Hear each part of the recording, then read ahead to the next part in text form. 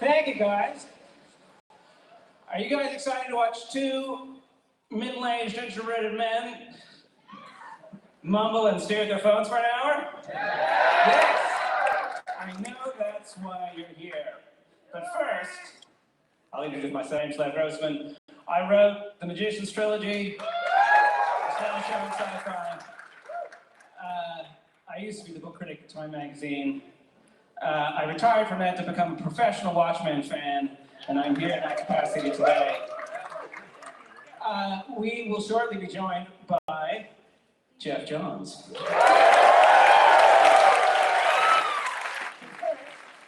We will have the ceremonial reading from the official biography of Geoff Johns. Geoff Johns is one of the greatest comic book writers working today. You know his work from Superman, Green Lantern, Teen Titans, Justice League. He did Batman, Earth 1, Green Lantern, Rage of the Red Lanterns, Blackest Night, and a lot of other super cool shit. We are here to talk about Doomsday Clock, which I know, because it's in his bio, is his most ambitious writing project to date. He's also president and chief creative officer of DC Entertainment. He was born in Detroit. Scattered applause for Detroit. He was once the intern of Richard Donner. How many of you knew that? All right, and now that guy who I have just been talking to you about, Geoff Johns.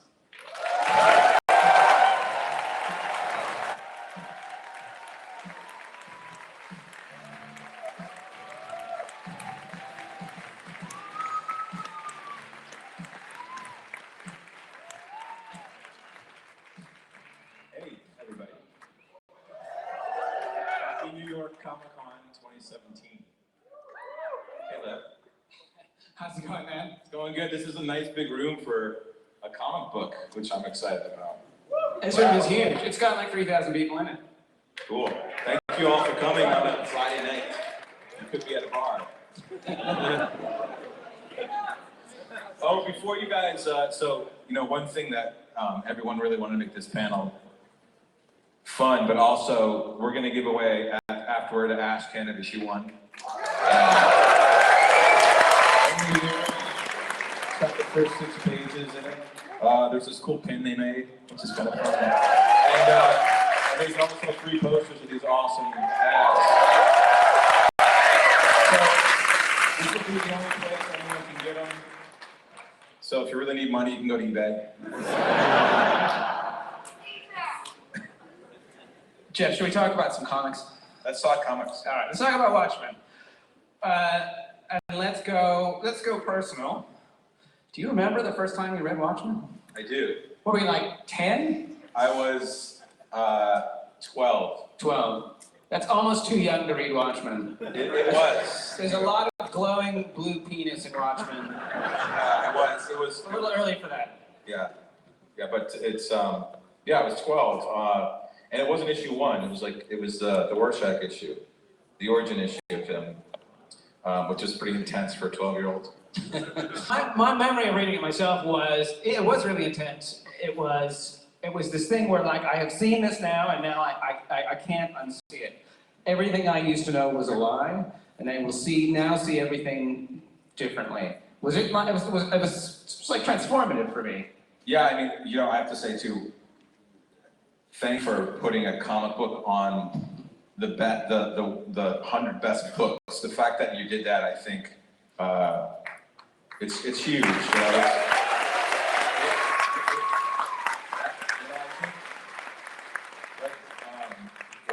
Watchmen deserves it, and the fact that you did that, that's, I'm sure you had a lot of people that you're working with looking at you a little sideways. You put a graphic novel on that list. Yeah, I got used to that. I feel slightly better having defaced all future copies of Watchmen with that little bug that says on Time magazine's list of best 100 books, but I don't feel that bad about it.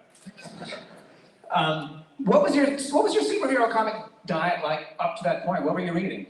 Well, I just started reading comics really in like '84, like hardcore. So it was pretty new, and so Watchmen was a really intense and new look at comic books because I had been reading, mostly superhero comics, Superman, and I read Crisis, which was a whole other kind of crazy comic book, and Man of Steel and all these other relaunches after that. So the mid 80s for DC was a really amazing time. And to see Watchmen come out, like I had to go back and find all the issues. But there was nothing else like it on the stands. And clearly it's, the impression it had on people and on creators and on the world is undeniable. Do you feel like it influenced you when you started writing comics? Do you feel like it was sort of in the back of your head? I don't know. In some ways, it has to, right? Right. You read it, it just influences you no matter if you want it to or not. Yeah. It's such a amazingly well-crafted comic book, and it challenges you in ways I don't think many comics do. So even if you aren't trying to be influenced by it, I don't know how you can't be once you read it. Has anyone in here ever not read Watchmen?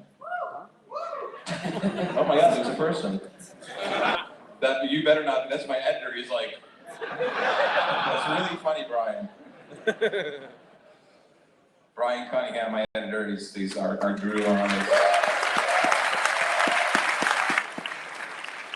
He's amazing. He's been awesome and cracking the whip in the right way. Thanks, Brian. And look, you're doing a huge thing here by kind of sort of clawing Watchmen into the DC multiverse. How long had you been kind of fulminating that idea? I always imagined Watchmen existing in its own kind of mono-universe somewhere out there, disconnected from everything else. The idea that it can be drawn into this larger continuity actually took me by surprise. Had you been planning that for a while? I never thought about it for a lot of reasons. I never actually thought about it until a year and a half ago when I was writing Rebirth, the Rebirth special, and I started to think about, like, well, for me, DC is all about heart, hope, and heroes, humanity. And it felt like some of it had been ripped away. The humanity had been lost a little bit from the books. And Superman was kind of my center character, and I thought, like, well, who would have the power or the inclination or the curiosity to try and test that removal of the humanity in the DC universe, and that would have the ability to do it. And I don't know where it came from, but I just like, Dr. Manhattan and Superman, those characters are so, like, you have one that's an alien that's probably the most human of all superheroes. And you have one that is a human that's probably the most alien of all, superhumans. And I just thought, wow, a conversation between those two would be pretty amazing. Yeah. And it's a scary idea. And I just kind of wanted to hint at it. That was back then. That was all I was going to do, was hint at it, because it felt like a really cool big idea that people would, think about. So you flicked at it, but you didn't necessarily have a concrete idea of how it was going to play out? I had an idea for what a series could be. And I talked to Brian about it, and I said, and Gary Frank, and I said, I have an idea for a story that we could do something with this. And afterwards, Gary and I talked for months and months and months about it, and it wasn't until much later where I said, because Gary was like, look, I only want to draw it if it's a story I have to tell, and I have no interest in drawing, Superman punching Dr. Manhattan. As funny as that would be. That would be cool. But I know what he meant. He didn't want to just do a story with these characters, neither did I. I had no interest in it. It's not like I thought about it since I was 12 years old. I never thought about it. But it wasn't until the story coalesced in my head and I pitched Gary it, and Gary said, I want to draw that. I have to draw that story. As soon as he said that, I said, well, I have to write this story. And then we committed to it, last year. I don't want to press on this too much, but you said in interviews, and this quote gets repeated a lot, that you wanted to put the heartbeat back into the DC universe. Can you expand on that a little bit and just talk about, what was missing? Was it relationships? Was it personal history? What was missing, and what was the direction you wanted to take it back in? For me, the DC universe was missing everything you just said. It was missing those personal relationships. It was missing emotional storytelling to me. It was kind of, for me, there was a lot of flyby, double-page spreads of guys fighting, and then a two-page epilogue, and I wanted to get back to the essence of these characters, and that's what made me more interested in contrasting it with Watchmen. Because DC and Watchmen, the aggregate of each universe is very, very different. Yeah. I do love double-page spreads of people kicking each other's asses. Sure. That's a big part of it for me. I hope we won't lose that. And then, again, you talked about this. There was like, you had an idea, you talked about it, you backed off of it, and then you came back to it. Is that correct? Yeah, I mean, I didn't want to, Gary and I have done so many comic books, and I didn't want to do something, especially with this. Like, we could do Batman or more Shazam or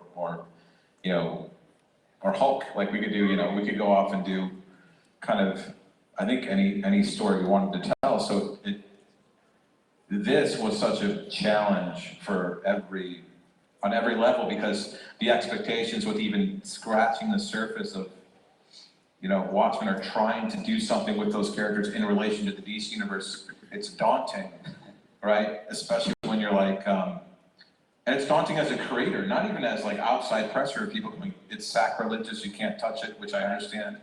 It's, you can never get close to it. I'm like, we're doing something different. We're not trying to repeat Watchmen. So there was a lot of, but it was more daunting to me as a writer than anything else, because I was like, look, if I do something like this, I got to go to a place I've never gone. I've got to get invested. It's going to take much more time than, an issue of even something as complicated as Blackest Night. It was going to just be a long road for Gary and I, and we're putting pressure on ourselves. Not to mention the pressure, because I want to do something that's going to make you guys happy too. But as a writer, that challenge is what I love, specifically in comics and at DC. Like when I was relaunching Teen Titans, people said, "Why are you wasting your time on Teen Titans? It's a dead franchise. Those characters are terrible." And I said, "I think you're wrong." And they said it again with Green Lantern, and they said it again to me with Booster Gold, and Justice Society, and Hawkman, and Aquaman.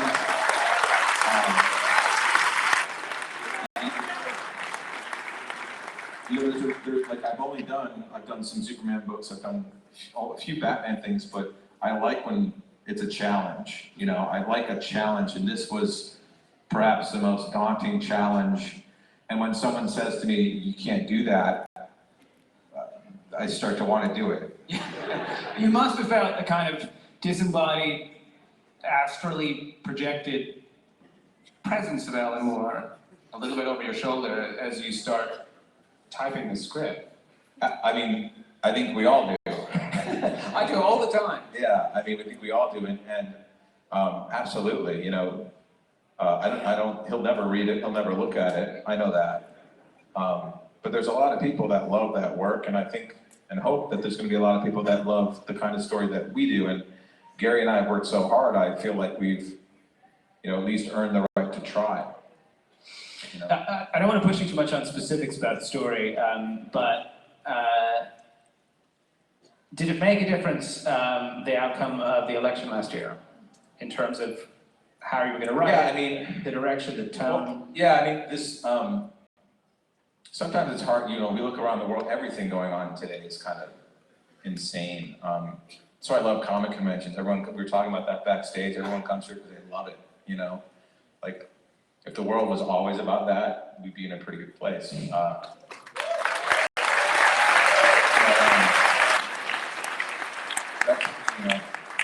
can't have comic conventions every week, though. We could. They do actually have them. I know they do. It's pretty fun. But yeah, really, it's like I was on the set of Wonder Woman in England, and we were shooting, and Gary Frank. I'm glad you guys went to that movie, by the way. Thank you. Gary Frank flew out because he lives in Italy. He flew out to England. I've told you the story. He flew out to England and met me, and we walked around the set for an hour. This was last summer. And we talked about it, and I said, I've got this story idea, and here's what I was thinking about Dr. Manhattan, this and that. And I said, but I'm not sure. Like, I know there's something there, but I don't feel that I have to do it yet. And Gary said, well, if you don't feel like you have to do it, I don't feel like I have to do it. And Gary's, and so we left that. It was a great day. We had dinner. It was awesome. And we just left it going, we're going to people were going to Batman Earth 1 and we're going to do some other stuff. And then, but it kept sticking in my head, and then the election happened in November, and a few things followed it, and a few other things followed it, and then the whole story just went in my head. And I called Gary last, I guess November, December, and I said, I have the story.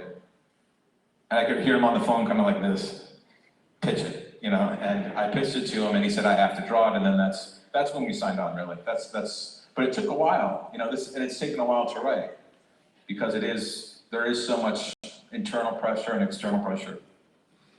Talk a little bit about Gary. Why is he the right artist that you to do this project?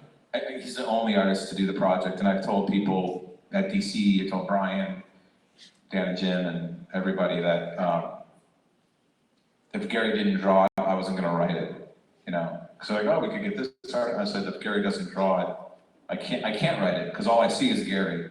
And you guys, like, I'm going to show you the first 6 pages and walk through them.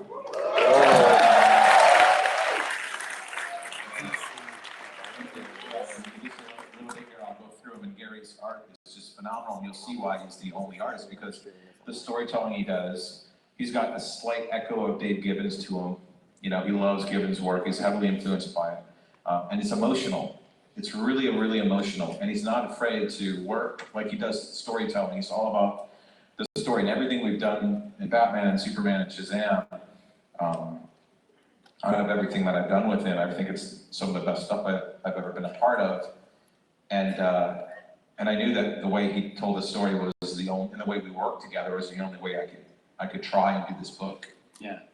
Can you talk a little bit about how you guys work together? So you'll do the script, you'll send it to him, he'll come back with notes. How does that process work? Well, we talk about, so he lives in Italy. Right. He's from England, but his family's in Italy, he lives in Italy. So I talk to him every morning at 6 a.m., which is a joy to get up at 6. Every morning at 6 a.m. and every night at 11 p.m. because he's waking up. And sometimes, you know, I'll send him the scripts, and sometimes we'll talk about the script. But we've had mornings where we talk about one panel for an hour. Just the other day, we talked about a balloon placement on this ash can for half an hour. One balloon placement, it was like, you know, and it did like 30 minutes of a conversation. But the details really matter. There's a storytelling kind of rule book that was created by Watchmen that we want to adhere to, because we're using those characters. And so everything we're doing is, you know, so yeah, we talk all the time, but really it's not even about, hey, here's the script, give me some feedback. We talk, and I tell him the intent of everything I'm doing before he reads it.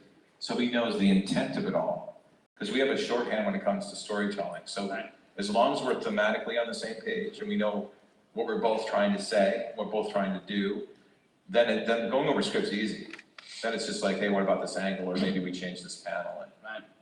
What are some of the rules? What did you take from Watchmen and bring into this? You mean just stylistically or just holistically? Just you mentioned the rule book. I like the idea of a Watchmen rule book. What are some of the rules in the Watchmen rule book? You know, it's a very different book when you're like, okay, now I'm gonna use some of these characters and write a story. You read the book differently as a writer and as an artist. And so there's you know, when you open the book, I wanted people to go, that has an echo and reminds me of Watchmen, visually, just visually. So the storytelling is based on a 9-panel grid. It varies, but it has to be based on a 9-panel grid. And the pacing of it is very particular. It's a very character-driven book. There's moments in it that are just about character, it's not about plot. And that was important.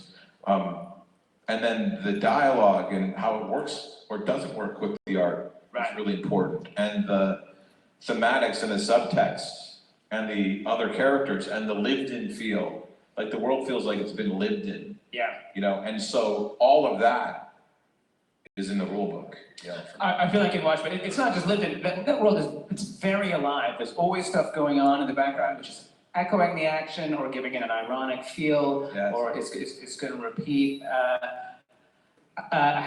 You must be working sort of both on the level of sort of foreground and background at the same time, just pushing stuff into the background so that it'll play off the foreground. Yeah, 100%. I mean, there's stuff that's also, that probably will never even make it in the book, that's, I just know from the world. Yeah. But yeah, it's the foreground, it's the background, and some things in the background then can become the foreground, you know, and inform everything else. There's some stuff in particularly there's something in issue 2 that we're going to be playing around with that that'll kind of thread through the whole series. That's a bit of a background thing that becomes a foreground thing. I feel like we should put some pages up. Okay. I love how you said that. That was pretty. Okay, this is the first page. And I'm going to walk through the first page and tell you about the story, as you guys tweeted out. It's okay. So it's this, it's very reminiscent of the first page of Watchmen, if you guys are familiar with it or remember it. But there's a really important caption, and I'm gonna go through this because it's 6 pages, and you're gonna read all the dialogue in this when you take it. But I wanted to go through it myself with you guys before you read it. Thought it'd be fun. The very first caption, it's a narrator, and he says right away, November 22nd, 1992. Or is it the 23rd? And that caption tells you how long it's been since the original Watchmen. And it also, the second caption also tells you whoever's talking is not very reliable. And so you go to the next page, or next panel, and we start to pull up. And I'm not going to spoil what the narrator says, but he's pretty unhappy with the state of the world. And we pull up further and further, and into the first 6 panels, as he goes on, kind of condemning what society's become, split in 2, at war with itself, world without a God, without Dr. Manhattan. And then the last peasant, the world's gonna self-destruct unless God comes back down. I like that little rope of saliva he's got in his mouth. You can tell he's really pissed off. Exactly. And that last panel is important because that's Ozymandias' building. And so, right away on page 1, we are on the Watchmen world in 1992. All right, Chelsea, do you want to go to page 2? No, go on. Page 2. So, there's obviously a riot outside of Ozymandias' building, and in this, and again, you'll read it, we get kind of a look across the world at all this news going on, and all the world's kind of self-destructing. And there's no leader to be found, really, in the way this world's going. And this, again, the dialogue will play off the art when you guys read it. But do you want to talk about this? Oh, well, just to sort of hit pause for 1 second, do you want to connect this up to where Watchmen ended? And I feel bad for the 4 people who haven't read it, but it ends at this kind of wonderfully suspended moment where, Ozymandias has caused this huge disaster to happen, in the hopes of creating world peace, but at a terrible price.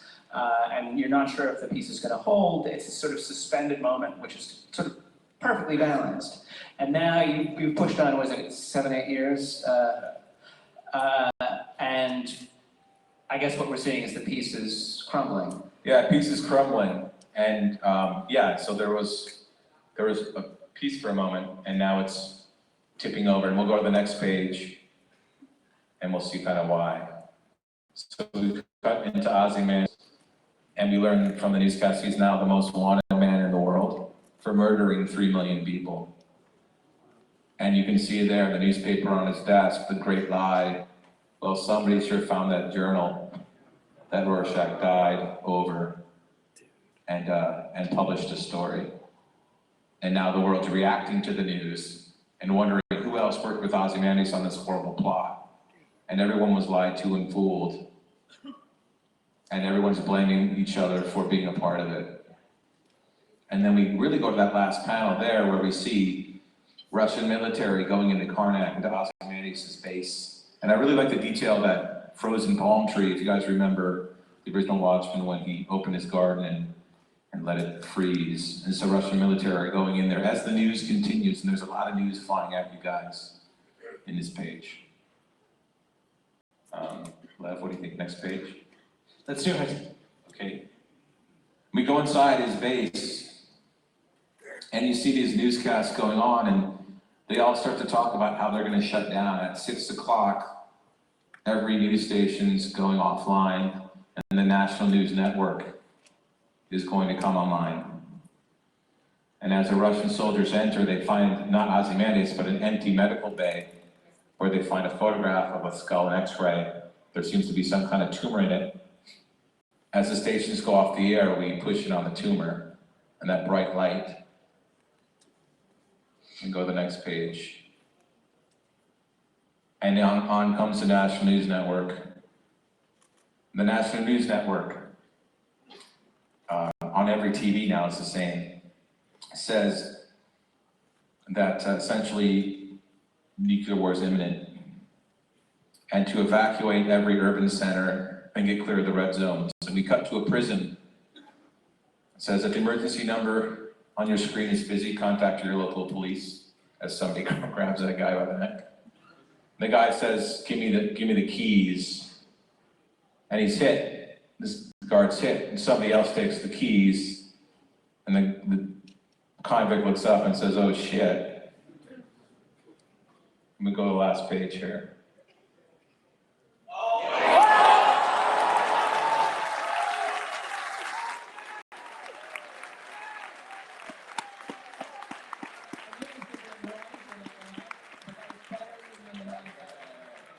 So then Rorschach stands up, tweeted out, looks in the cell, he holds the keys up and he says, you still want out? And the guy says, no way, man, I'm cool. And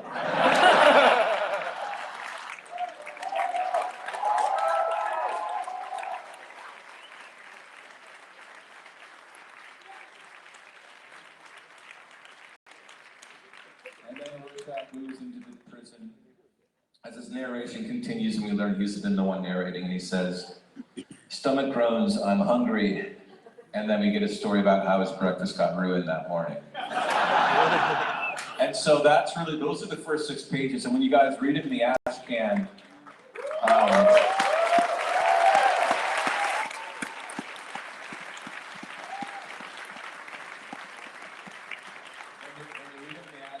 you really get a sense of the world and what's happened, and you'll get a real sense of Rorschach's perspective on it all, and ultimately we'll begin the story of Rorschach, who's taking, he's kind of a central figure in this, obviously, and he's got to find Dr. Manhattan and wherever he is, and he's in a very familiar place if you read DC Comics. How does that feel? Those 6 pages have been on your hard drive for so long, and now, boom, they're sort of out in the wild. It feels. I'm glad you guys cheered when Rorschach came up. We've had these pages for 9 months, and I have to be honest, Gary and I have been so, and you know this, Lev, we've talked about it. We've been so reluctant to show anything, which is why we haven't said anything about the series, because we want people to experience it, reading it, and we're nervous about it because we're putting so much hard work into it, and we want people to enjoy it. We want people to read it and have fun with it, and think about it. And so I have to say, at the end of Dio's, when Ron Kinsman, he's like, show pages, stop hiding it. So we thought we'd show these first 6 pages, and I hope you guys liked them.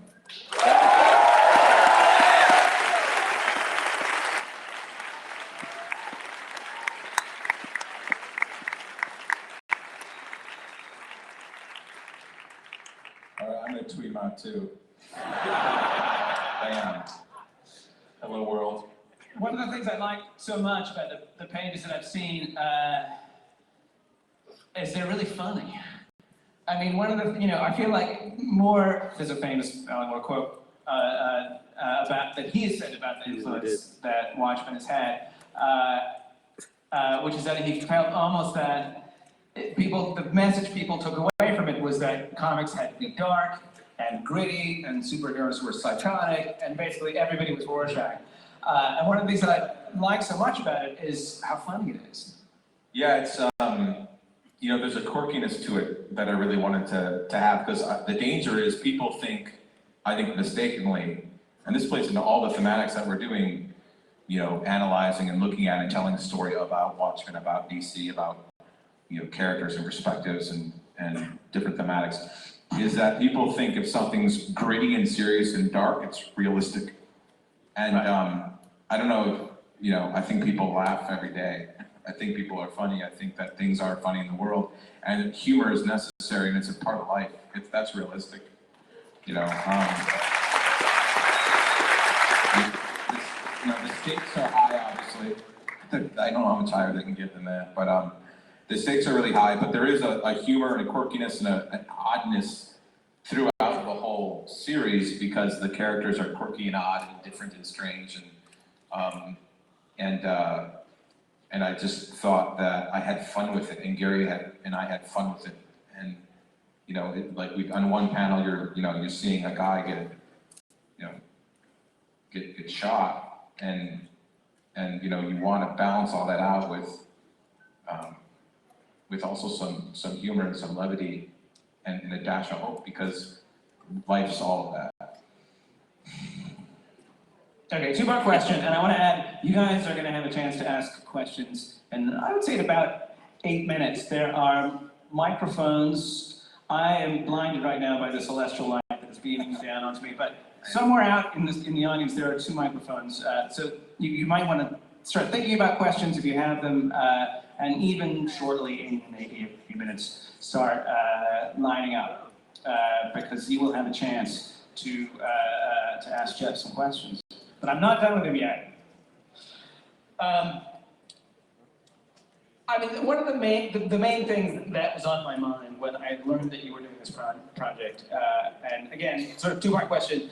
For me, when Watchmen appeared, it was in part a critique of the DC universe as it existed. Dr. Manhattan was a critique of Superman. I felt Moore was saying, I have really thought through Superman. I have thought through him much more than you have, and this is what it would really be like. Rorschach, I know Rorschach's supposed to be the question, but I still associate him strongly with Batman.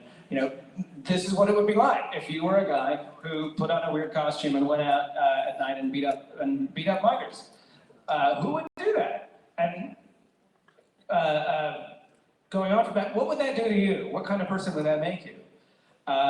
I felt as though he had gone one more turn of the screw than everybody else, and it acted as a kind of a spur to superhero comics. It forced them to evolve, to take into account this critique that had been leveled at it so forcefully. This is part one of the question. Okay. Part one is, do you agree with that? Do you feel like it forced the superhero world to evolve? I think in a lot of ways, in some ways it did. In some ways, the creators, I think, took it on board. The writers on board, and I think audiences did too. But I don't think it was a total it definitely influenced everything, but I don't think it forced everybody to do it. But it certainly had such a huge impact and influence that it could look like it did. Yeah. Part two. Going on from that. I have to say, sorry, before I forget, I do agree with your assessment of Manhattan could be a Superman, more than a Captain Atom, a Superman stand-in, and Rorschach a Batman stand-in more than The Question in some respects, because those characters are so iconic, and the two kind of pivotal characters, I think, in Watchmen clearly are Dr. Manhattan and Rorschach. Right. Now, more or less ignoring your response to that question, I will now go to part two, which is, the question in my mind when I heard about this project was, these are to some extent meta characters, and they are now going to be brought into contact with the characters they are meta of. And the question on my mind is, have superhero comics, DC Comics, has Superman got to a place where he can stand in the same frame as Dr. Manhattan and feel as believable as Dr. Manhattan? I'll only answer with this. You're going to find out. And I'll say one other thing, not to just kind of dodge the question, though that was pretty well dodged, right? I think that comic books and the storytelling has evolved over the last 30 plus years. I think the characters and stories have gotten very sophisticated, both in ways that were influenced by Watchmen and ways that were influenced by other things.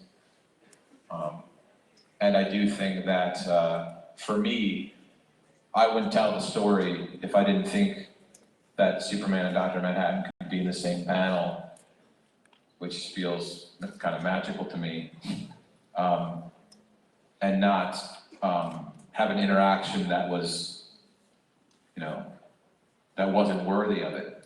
Yeah. Well, this is part of my question. There's been a lot of ink spilled, some of it by me, about what Watchmen had to say to the DC Universe. And I guess my question is now, at this moment, does the DC Universe actually have something that it has to say back to Watchmen? That's exactly why I'm telling the story.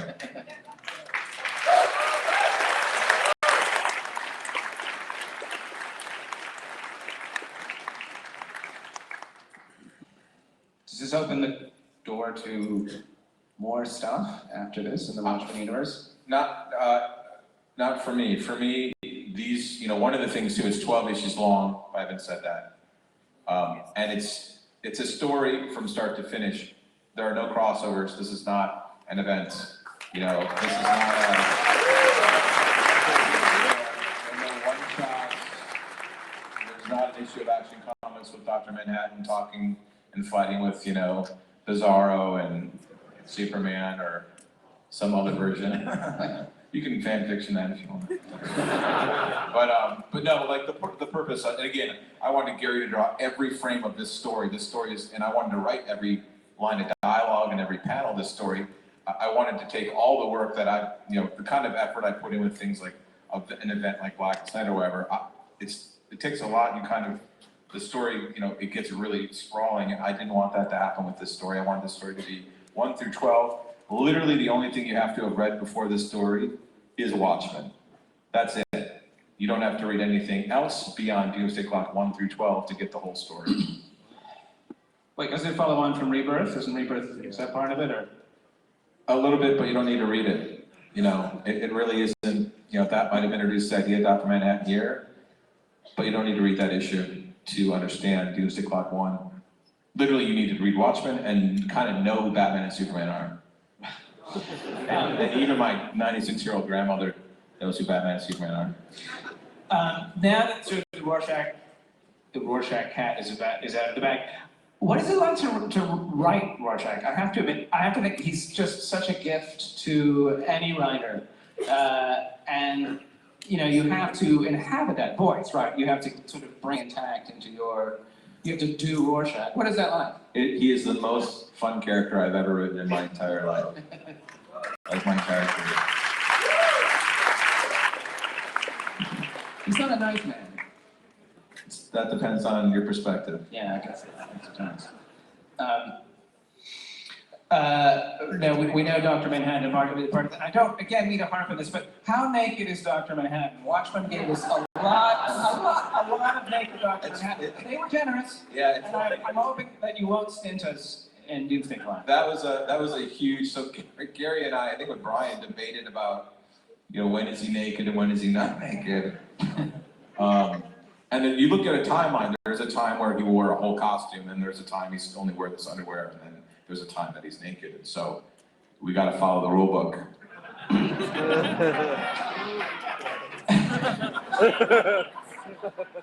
didn't write the rules. It's Doomsday Clock with an L. There's an L in there. That's the important part. You'll make it weird. Yeah. Is this a political story? You mentioned before about the timing of it. There's a funny way in which everything one writes right now sort of becomes Trump. Kind of whatever you think of him, he kind of finds his way into what you're doing, what you're writing. Is this a political story? Is he in this? Is he in this story somehow? Well, I don't know about that so much. I'd say Rorschach really helps that because his viewpoint is so apolitical. In a really, I think, fascinating way. And so it definitely does have political overtones. I don't think you can do a story without it if you're doing Watchmen. You need it's in there. That's kind of what the story is built on and built around. At the same time, I think it's going to be really interesting when you see the viewpoints of the characters on certain things going on in the world. Yeah, it's a story about, for you, Watchmen was a story about power. Yeah. It was about, do you trust the people in power? If you have power, what does that do to you? Yeah. What does power do to people who wield it, and yet somebody has to wield it? Yeah, and I'd say this story, if you want to boil it down, it's about a lot of things, but this story is about extremes. And I think the world's become an extreme world. You either really love something or really hate something. I think that everyone's moving to extremes for a lot of reasons. We're so bombarded by things that you have to kind of pick a side, and Rorschach is somebody that refuses to do that, which is why I love the character so much.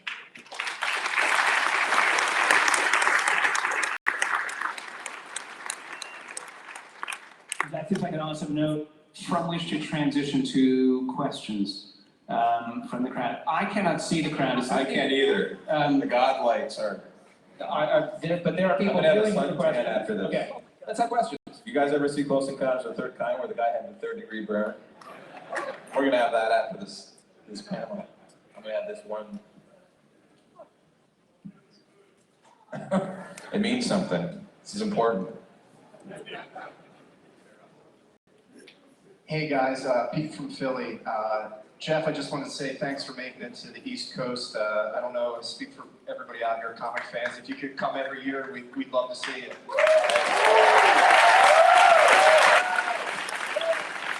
I've never been in Ohio. I will try my best. It's always a great show. Thanks. Yeah, one quick comment and then my question. I think it's a brilliant move to tie in the course correction for what you guys were doing with the New 52 and have it be Dr. Manhattan's fault for everything that I guess everybody didn't really like. So I think that's genius. My question is, what did you guys learn from before Watchmen that you kind of took to heart this time around, revisiting the property? And did you guys give Alan a call? I don't even know if Alan has a phone. I tried a seance, but I just didn't get anything. Except my grandfather just yelled at me about cleaning up my room. I didn't work on Before Watchmen. I read it when it came out. One of the things that I wanted to do with what I was doing was really look at the rule book. And I think there's a rule book when you use these characters. 9 panel grids, style storytelling, pacing of storytelling, and that's so I wanted to adhere to that. And so I just, I don't know if I learned anything from it, but they did something different, and I'm trying to do something different. I also kind of like I like not knowing the ending of things. I like that we're going to kind of move beyond, and for me that was way more exciting than trying to fill a hole. But that's, again, personal preference. Hi, Lev. Hi, Geoff. I'm Nick from North Jersey. Oh, wait a second. That was a good question. Wait, where's it? So we're giving away books that Gary and I signed, so come get your book. We have we only have a few of them. Thanks, man. Philly forever. And I'm a big fan of both yours, Geoff. I love your Darkest, Green Lantern series, and Lev, I'm the Magicians fan, so this is a great panel for me. So. That's bad. And I have one statement and one question. My statement was, please get Lev working on maybe a Dr. Fate movie screenplay. I just was telling them on the way here, why isn't he writing for DC? Yeah, especially with the new iteration of it being a young medical student, it's something that maybe we can work with, And my question was to Geoff, as in, with your comics, what do you think is the next influence that's going to come into the movie field? I know you do a lot of the creative side, and your comics to us are one of the best, but what do you think should come to the movie screens?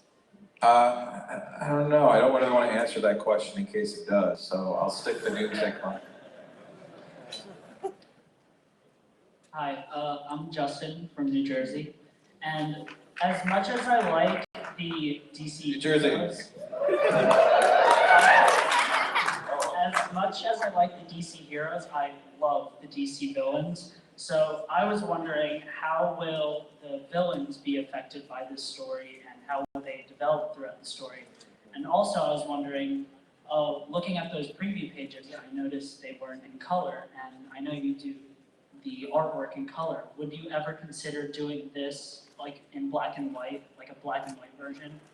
The first question, I think that they're going to eventually publish a black and white version, though it's colored by Brad Anderson, who's our colorist, who's amazing. And he's getting inspiration, obviously, from what John Higgins did, clearly like Gary did on Dave and myself on Alan. And, so yeah, we'll see some black and whites, I think. That's really up to Dan and Jim, publishers.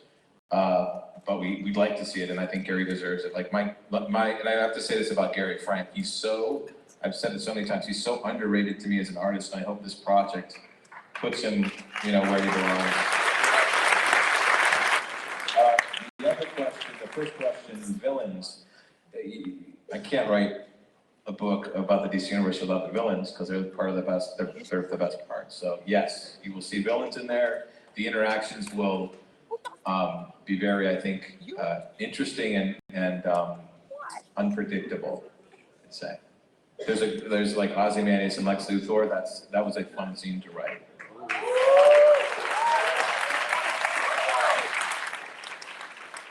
When you have two guys in a room who think they're the smartest person, and they are, it takes a long time to write that scene. Can you actually talk a little bit more about the color palette? I feel like the Watchmen had that very inky, shady, kind of quite idiosyncratic color palette. Are you pulling from that? Yeah, definitely. I mean, Brad's doing a lot of his influences. His influences on the color are from Watchmen, and they're very, John's color palette. They're very different, I think, than anything you'll see in the book. And he's doing his own thing too, which I love.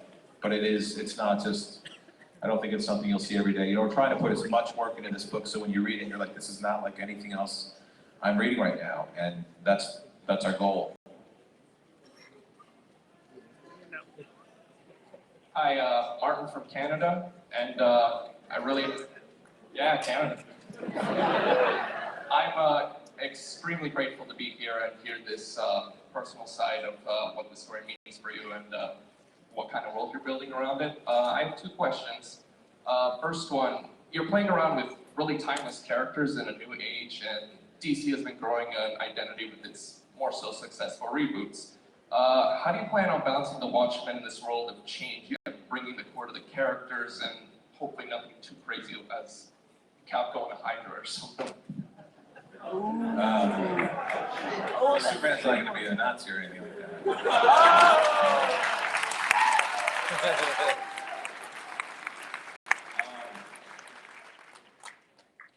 It's just a balance in the writing. And look, it's our relative balance, our subjective viewpoint of the balance that we're doing on the characters and how timeless they are and what how they also progress. So you'll see in the book, and hopefully we do a job that we balance it and people enjoy it. And my second question, well, you kind of answered a little bit with Rorschach. Who are your favorite Watchmen and Justice League member, and why? Well, Rorschach, clearly. Justice League, it changes, Flash was always my favorite as a kid. But I love all of them, I love Wonder Woman, I love Batman. Let's get into that argument. Good questions. Why don't you come get a book? You got one. Yeah, nice suit. Thank you. Hi, Rob from Queens. There's clearly a timeline difference between the DC universe and what's going on now in this upcoming project. Is that something you're going to address, because DC is currently taking place what would be, I guess, closer to our timeline, and this is set back? Is there some way that you're going to explain why there's a big gap? 100%. Every single thing in these first 6 pages, because you're going to have 100 questions when you read them, will be explained. And some things that you don't even expect explanations from will be explained.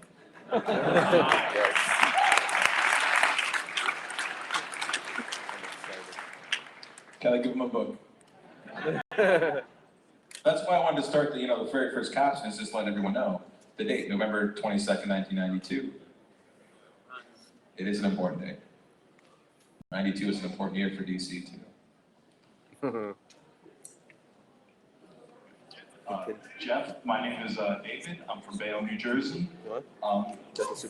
Before I get to my question, I just want to say I'm so happy that you and Gary Frank are working together again. You two have wrote the greatest Superman stories I've ever read. Thank you. And the 6 pages you just showed us are the only form of entertainment in the world that actually made me shed a tear. Get that book ready.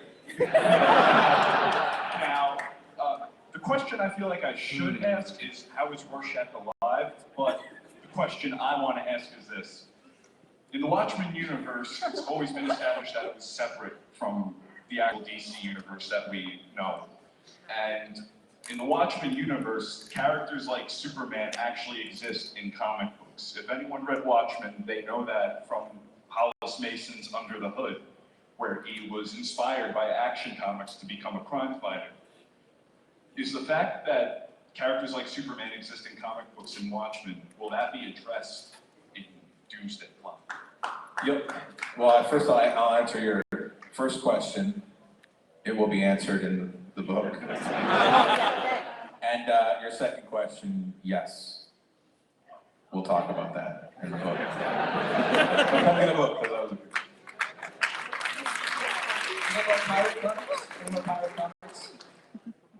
there's something, I know the Black Freighter, it's funny you mentioned the Black Freighter. Black Freighter was such a, thanks man. The Black Freighter was such an integral part of Watchmen. And Gary and I didn't want to necessarily repeat that because they did it. But we have something very different that we're going to be experimenting with in the series. Hey, what's up? This is Sunny Sofrito, sunnysofrito.com.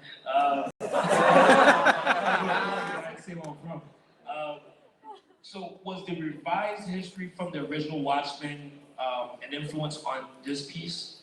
Because, they changed a lot of things around with, say, Woodward and Bernstein and with Vietnam and all that. Like, that influenced this piece, and if so, how difficult was it to get around?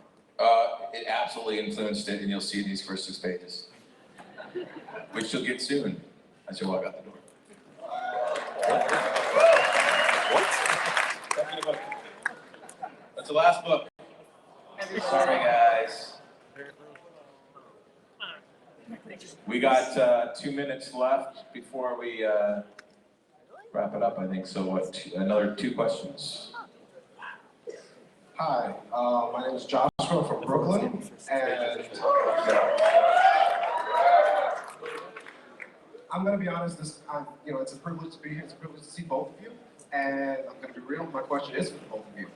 Since DC seems to be so open to blending characters and extracting characters and getting some in, are we going to see, Quentin, Penny, Alice jump in there? Are we going to, is Dr. Manhattan at the bottom of Hillary? Like, what's really good? Yeah!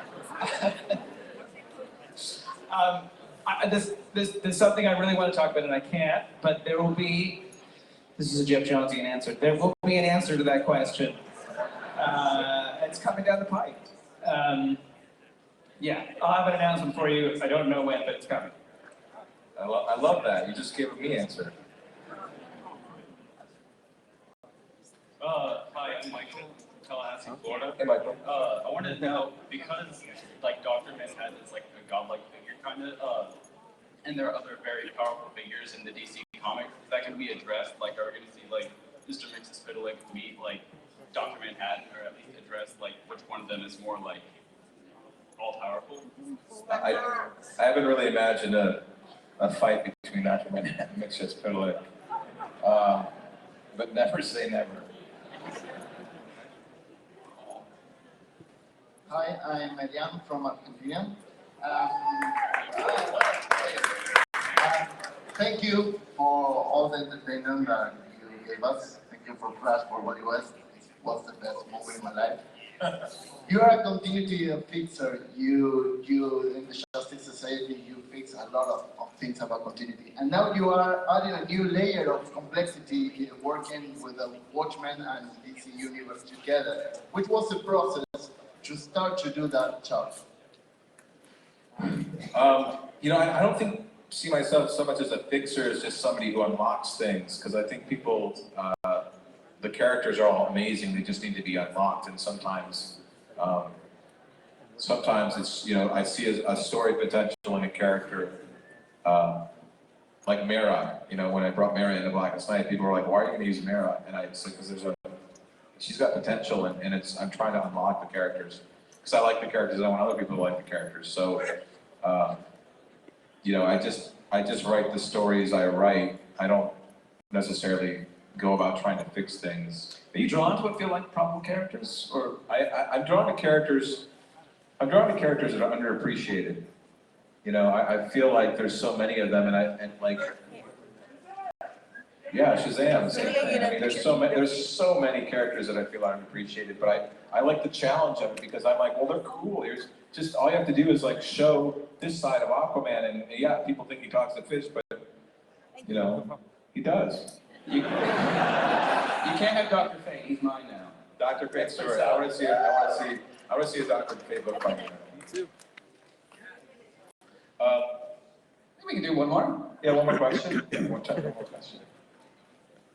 Hi, I'm James. I'm from the Bronx. First off, Geoff, I just wanted to say thank you for showing the world how amazing Booster Gold is. Great hero, period. Second, Don't stretch it. my question is, with Dr. Manhattan, he's clearly this character that you could sort of stretch a little bit to what he's capable of. So as a writer, what is it like to sort of put either restrictions on yourself or the character to make it that he can't just end the story right then and there? Well, he has no restrictions, except, you know, his head and maybe his heart. So it's actually really fun to have a character that has no restrictions. But he certainly has a point of view, and he certainly has something he's up to. Guys, I super hate to cut it out here, but we're out of time. Thank you, Jeff. Thank you. Thanks, guys.